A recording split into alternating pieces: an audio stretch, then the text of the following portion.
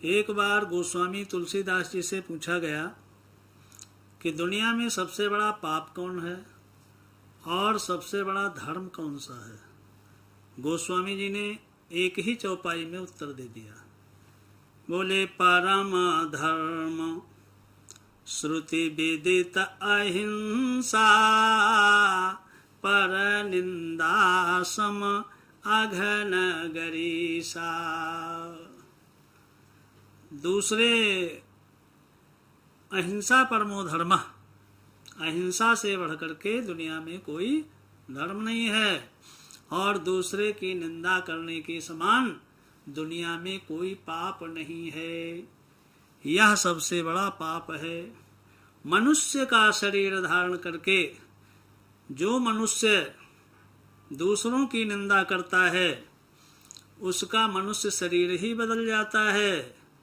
मान लो आपने गुरु महाराज की निंदा करना प्रारंभ कर दिया, शंकर जी की निंदा करना प्रारंभ कर दिया, तो आपका यह जीवन बदलकर मेढक का जीवन प्राप्त हो जाएगा, अर्थात आप मेढक बन जाएंगे।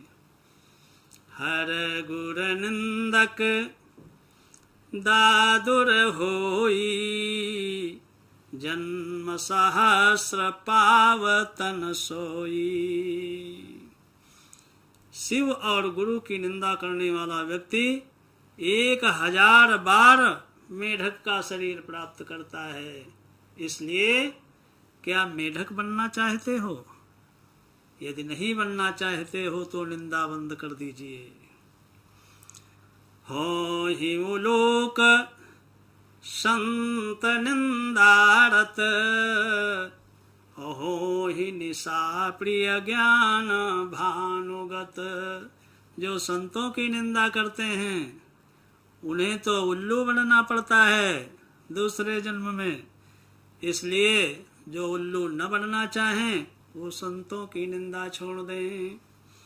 द्विज निंदक बहु नरक भोग करी, जग जनमयी वायस शरीर धरे।